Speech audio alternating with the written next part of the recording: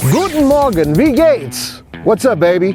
Nathan Adlin here with the Fast Lane Car, and behind me the 2015 Mini Cooper S 4-door hardtop, or as some of you might call it, a 5-door hardtop.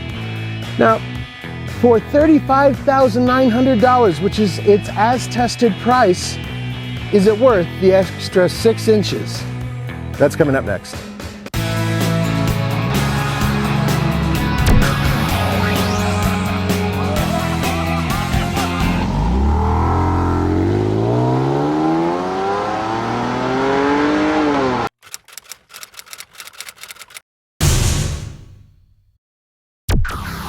So here we go.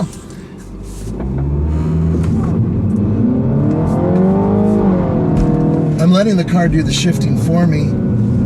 It's on its track setting.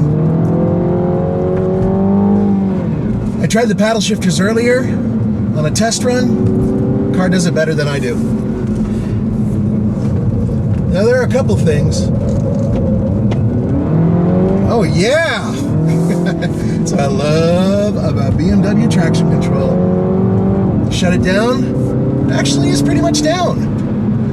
And it will let you rotate those tires a little bit more than some other car companies. Now, one of the things that I really love about the Mini is the fact that the steering is set up in such a way where I don't have to shuffle my hands. A lot of you guys yell at me that I shuffle my hands doing track runs, and in some cases, I have to steer so much and there's so much input that I have to, just the way I am. Plus I'm a little ham-fisted as it is. So with that being said, the Mini is just so tight, so easy to execute around corners, and steering gear is just perfect. It's very easy for me to turn and accelerate. Come on, baby. Sounds good too, doesn't it?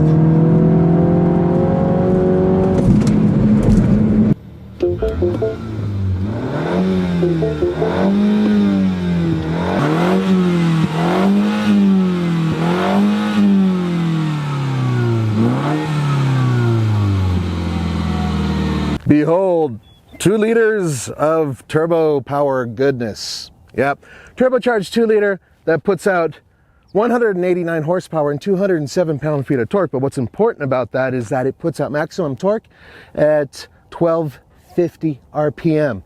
That's super low. So you get a lot of off-the-line grunt. Now it's hooked up to a 6-speed automatic transmission, which is a really, really good automatic transmission. It even has flappy paddle shifters, and it works pretty good. You can get a manual, which I highly recommend for any Mini because, well, it's just more fun that way.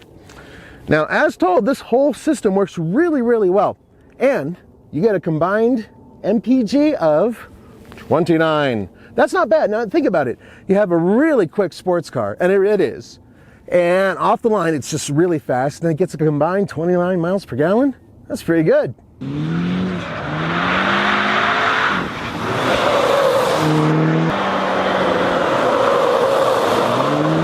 Yeah? So what do we do? What do you think? I think I'm within 2 seconds of the other one, even with these tires. Okay, well... 3 seconds. You're 3 seconds, so that's... Can you show that to the camera? Yep. 117? Which is, with the snow tires, totally acceptable. Yeah. But and even you had traction control off, basically? Or... I had it in the sport mode. Sport mode right here? Yeah. And so it's DSC off, Okay. sports mode. All right. Well, good lap. Thank you. Thank you.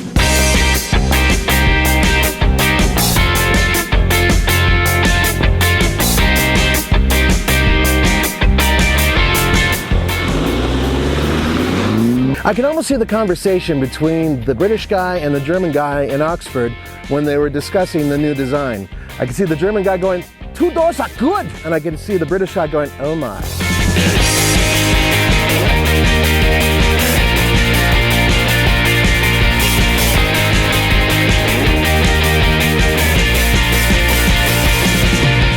It is a little polarizing, and indeed it doesn't quite look like a cute little Mini anymore. It does look like it's been stretched through a taffy stretcher. But here's what you should know. 6 inches longer, that's all. And the wheelbase is only 2.8 inches longer. But with that, they have 50% more cargo space.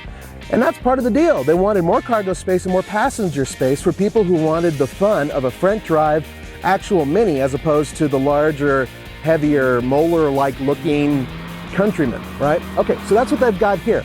Now, if you look at the vehicle in general, you're going to think, well, it's a lot heavier. No, it's not. It's only between, say, 50 to 100 pounds different than the two-door equivalent.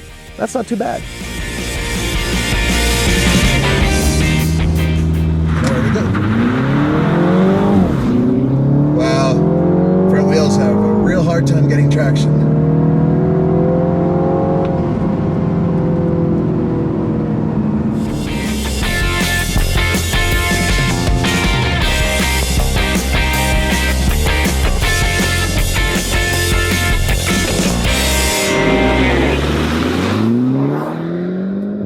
Now, if you drop the rear seats down, you get 40.7 cubic feet of space. That's really good. Question is it as good as a Volkswagen GTI four-door? Is it as good as the Ford Focus ST? No. But for a Mini, it's actually a considerable amount of space. And being that I've been driving this thing for a little bit, I've had children in it, and it's been a decent mommy car. I gotta say, I'm able to get the kids back and forth to school and all their stuff in the back. Piece of cake.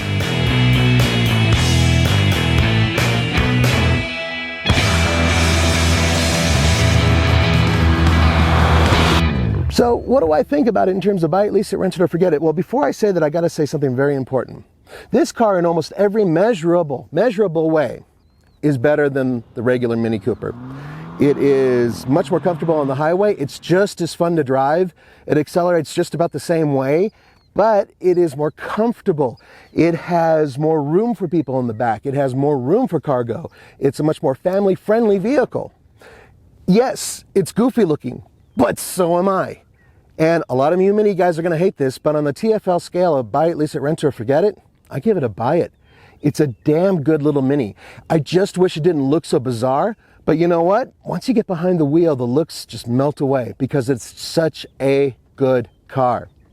For the Fast Lane Car, this is Nathan Adlin. Don't forget to go to tflcar.com for news, views, and real-world reviews. Auf Wiedersehen.